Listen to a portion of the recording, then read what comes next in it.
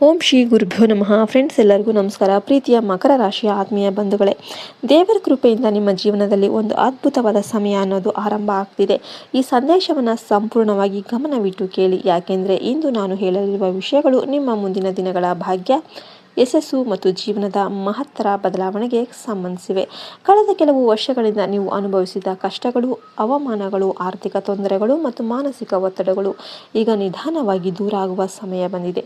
ನೀವು ಎಷ್ಟೇ ಕಠಿಣ ಪರಿಸ್ಥಿತಿಗಳನ್ನು ಎದುರಿಸಿದರೂ ಕೂಡ ನಿಮ್ಮ ಪರಿಸ್ಥಿತಿಯನ್ನು, ನಿಮ್ಮ ಪರಿಶ್ರಮವನ್ನು ಎಂದಿಗೂ ಕೂಡ ನೀವು ಬಿಟ್ಟಿಲ್ಲ. ಈಗ ಆ ಪರಿಶ್ರಮಕ್ಕೆ ಪ್ರತಿಫಲ ದೊರೆಯುವ ಸಮಯ ಬಂದಿದೆ. ನೀವು ಇನ್ನೂ ಕೂಡ ವಿಡಿಯೋಗೆ ಲೈಕ್ ಮಾಡಿಲ್ಲ ಅಂದರೆ ಲೈಕ್ ಮಾಡಿ, ಜೈ ಶನಿದೇವ್ ಅಂತ ಕಮೆಂಟ್ ಮಾಡಿ. ಆ ಪರಮಾತ್ಮನ ಕೃಪೆ ನಿಮ್ಮ ಮೇಲೆ ಇರುತ್ತೆ. ಮಕರ ರಾಶಿಯವರ ಸ್ವಭಾವನೆ ಶಿಸ್ತು, ತಾಳ್ಮೆ ಮತ್ತು ಗುರಿಯತ್ತ ನಿರಂತರವಾಗಿ ಸಾಗುವ ಮನೋಭಾವ. ನೀವು ಯಶಸ್ಸಿಗಾಗಿ ಕಾಯೋದಕ್ಕೆ ತಿಳಿದಿರುವ ವ್ಯಕ್ತಿಗಳು. ಆದರೆ ಇತ್ತೀಚಿನ ದಿನಗಳಲ್ಲಿ ನಿಮ್ಮ ಮನಸ್ಸಲ್ಲಿ ಒಂದು ಪ್ರಶ್ನೆ ಮೂಡಿರಬಹುದು: ನಾನು ಇಷ್ಟೆಲ್ಲ ಶ್ರಮಪಟ್ಟರೂ ಫಲ ಯಾಕೆ ಸಿಗ್ತಾ ಇಲ್ಲ ಅಂತ. ಕೆಲವೊಮ್ಮೆ ನಿಮ್ಮನ್ನು ಯಾರೂ ಅರ್ಥ ಮಾಡ್ಕೊಳ್ತಿಲ್ಲ ಎಂಬ ಭಾವನೆ ಮೂಡಿರಬಹುದು. ನೀವು ಮಾಡಿದ ಒಳ್ಳೆಯ ಕೆಲಸಗಳಿಗೆ ಮೆಚ್ಚುಗೆ ಸಿಗುತ್ತೆ. ನೀವು ಸಿಗದೆ ಇಷ್ಟು ದಿನ ಬೇಸರ ಆಗಿರ್ಬೋದು, ಆದರೆ ಇನ್ಮೇಲೆ ಅದು ಸಿಗುತ್ತೆ. ಆದರೆ ದೇವರು ನಿಮ್ಮ ಪರಿಶ್ರಮವನ್ನು ಗಮನಿಸದೇ ಇರಲಿಲ್ಲ ನೋಡಿ. ಈಗ ನಿಮ್ಮ ಜೀವನದಲ್ಲಿ ಹೊಸ ಅಧ್ಯಾಯ ಅನ್ನೋದು ಆರಂಭ ಆಗ್ತಿದೆ. ಮುಂದಿನ ದಿನಗಳಲ್ಲಿ ನಿಮ್ಮ ಜೀವನದಲ್ಲಿ 3 ದೊಡ್ಡ ಶುಭ ಸುದ್ದಿಗಳನ್ನೋದು ಬರ್ತಾ ಇವೆ. ಮೊದಲನೇದಾಗಿ ಆರ್ಥಿಕ ಪ್ರಗತಿ. ಬಹಳ ಸಮಯದಿಂದ ನಿಂತು ಹೋಗಿದ್ದ ಹಣಕಾಸಿನ ಕೆಲಸಗಳು ಈಗ ಚುರುಕಾಗುತ್ತೆ. ಉದ್ಯೋಗದಲ್ಲಿರುವವರಿಗೆ ಹೊಸ ಅವಕಾಶಗಳು, ಬಡ್ತಿ ಅಥವಾ ಹೆಚ್ಚುವರಿ ಆದಾಯದ ಮಾರ್ಗಗಳು ದೊರೆಯಬಹುದು. ವ್ಯಾಪಾರಿಗಳಿಗೆ ಲಾಭದ ಹೊಸ ದಾರಿಗಳು ತೆರೆದುಕೊಳ್ಳಬಹುದು. ನೀವು ಬಹಳ ದಿನಗಳಿಂದ ನಿರೀಕ್ಷೆ ಮಾಡುತ್ತಿದ್ದ ಒಂದು ಹಣಕಾಸಿನ ಸಮಸ್ಯೆಗೆ ಪರಿಹಾರ ಅನ್ನೋದು ಸಿಗ್ಬೋದು. ನಿಮ್ಮ ಮನೆಯ ಆರ್ಥಿಕ ಸ್ಥಿತಿ ನಿಧಾನವಾಗಿ ಬಲವಾಗುತ್ತೆ.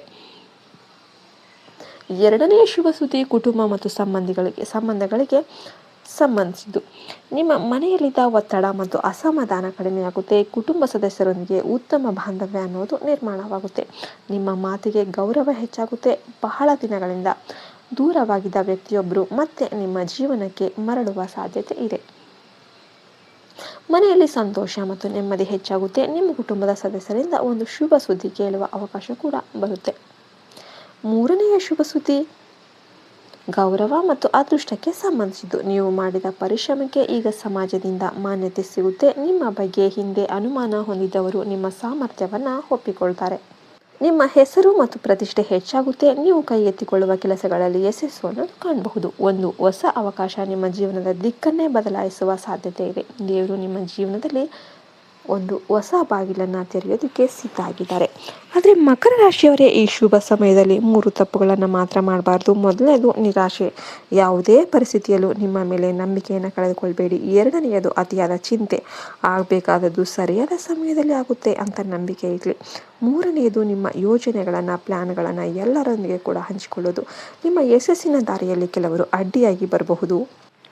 ಆದ್ದರಿಂದ ನಿಮ್ಮ ಗುರಿಗಳೇನಿದೆ ಅವನ್ನ ಮುಟ್ಟುವರೆಗೆ ನೀವು ಆದಷ್ಟು ಸೈಲೆಂಟ್ ಆಗಿರೋದನ್ನು ಕಲೀರಿ. ಈ ಸಮಯದಲ್ಲಿ ಶನಿದೇವ, ಪರಮಶಿವ ಮತ್ತು ಶ್ರೀ ಮಹಾಲಕ್ಷ್ಮಿಯ ಆಶೀರ್ವಾದ ನಿಮ್ಮ ಮೇಲೆ ವಿಶೇಷವಾಗಿ ಇರಲಿದೆ. ಶನಿದೇವರ ಕೃಪೆಯಿಂದ ನಿಮ್ಮ ಪರಿಶ್ರಮಕ್ಕೆ ಉತ್ತಮ ಫಲ ಅನ್ನೋದು ಸಿಗುತ್ತೆ. ಪರಮಶಿವನ ಅನುಗ್ರಹದಿಂದ ಮನಸ್ಸಿಗೆ ಶಾಂತಿ ಮತ್ತು ಧೈರ್ಯ ದೊರೆಯುತ್ತೆ. ಮಹಾಲಕ್ಷ್ಮಿಯ ಆಶೀರ್ವಾದದಿಂದ ಆರ್ಥಿಕ ಸ್ಥಿರತೆ ಮತ್ತು ಸಮೃದ್ಧಿ ಹೆಚ್ಚಾಗುತ್ತೆ. ಒಂದು ಸರಳ ಪರಿಹಾರವನ್ನು ನಿಮಗೆ ಹೇಳ್ಕೊಡ್ತೀನಿ. ಪ್ರತಿದಿನ ಬೆಳಿಗ್ಗೆ ಸ್ನಾನ ಮಾಡಿದ ನಂತರ ಒಂದು ದೀಪ ಹಚ್ಚಿ ಓಂ ನಮಃ ಶಿವಾಯ ಅಂತ 11 ಬಾರಿ ಜಪಿಸಿ, ಶನಿವಾರದಂದು ಶನಿದೇವನನ್ನು ಸ್ಮರಿಸಿ ಎಳ್ಳಿನ ಎಣ್ಣೆಯ ದೀಪ ಹಚ್ಚಿ ನಂತರ ಭಕ್ತಿಯಿಂದ ನಿಮ್ಮ ಮನಸ್ಸಿನ ಇಚ್ಛೆಯನ್ನು ದೇವರ ಮುಂದೆ ಹೇಳಿಕೊಳ್ಳಿ. ಇದು ನಿಮ್ಮ ಜೀವನದಲ್ಲಿ ಸಕಾರಾತ್ಮಕ ಶಕ್ತಿಯನ್ನು ಹೆಚ್ಚಿಸೋದಕ್ಕೆ ಸಹಾಯ ಮಾಡುತ್ತೆ. ಮಕರ ರಾಶಿಯವರೇ, ನೀವು ಇದುವರೆಗೆ ಎದುರಿಸಿದ ಪ್ರತಿಯೊಂದು ಕಷ್ಟ ಕೂಡ ನಿಮ್ಮನ್ನು ಇನ್ನಷ್ಟು ಬಲಿಷ್ಠರನ್ನಾಗಿ ಮಾಡಿದೆ. ನಿಮ್ಮ ಜೀವನದಲ್ಲಿ ಬಂದ ಪ್ರತಿಯೊಂದು ಸವಾಲು ಒಂದು ಪಾಠವಾಗಿತ್ತು. ಈಗ ಆ ಪಾಠಗಳ ಫಲವನ್ನು ಪಡೆಯೋದಕ್ಕೆ ಸಮಯ ಬಂದಿದೆ. ನಿಮ್ಮೊಳಗಿನ ಶಕ್ತಿಯನ್ನು ಗುರುತಿಸಿ, ನಿಮ್ಮ ಪರಿಶ್ರಮ, ನಿಮ್ಮ ತಾಳ್ಮೆ ಮತ್ತು ದೇವರ ಮೇಲಿನ ನಂಬಿಕೆ ನಿಮ್ಮನ್ನು ಅತ್ಯುನ್ನತ ಸ್ಥಾನಕ್ಕೆ ಕೊಂಡೊಯ್ಯಬಹುದು. ಮುಂದಿನ ದಿನಗಳಲ್ಲಿ ನಿಮ್ಮ ಜೀವನದಲ್ಲಿ ಅನೇಕ ಸಕಾರಾತ್ಮಕ ಬದಲಾವಣೆಗಳು ಕಾಣಿಸಿಕೊಳ್ಳುತ್ತೆ.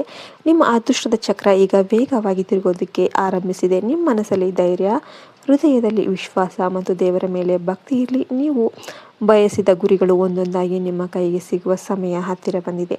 ನಿಮ್ಮ ಜೀವನದಲ್ಲಿ ಸುಖ, ಶಾಂತಿ, ಆರೋಗ್ಯ, ಐಶ್ವರ್ಯ ಮತ್ತು ಯಶಸ್ಸು ಸದಾ ಕಾಲ ನೆಲೆಸಲಿ ಅಂತ ನಾವು ದೇವರಲ್ಲಿ ಪ್ರಾರ್ಥನೆ ಮಾಡ್ತೇವೆ. ಹರ ಹರ ಮಹಾದೇವ, ಜೈ ಶನಿದೇವ, ಜೈ ಶ್ರೀ ಮಹಾಲಕ್ಷ್ಮಿ ಕಟಾಕ್ಷ ಸದಾ ನಿಮ್ಮ ಮೇಲಿರಲಿ. ಜೈ ಹಿಂದ್, ಜೈ ಭಾರತ್, ಮತ್ತೆ ಹರಿ ಓಂ ತತ್ಸತ್. ಸರ್ವೇಶನು ಸುಖಿನೋ ಭವಂತು.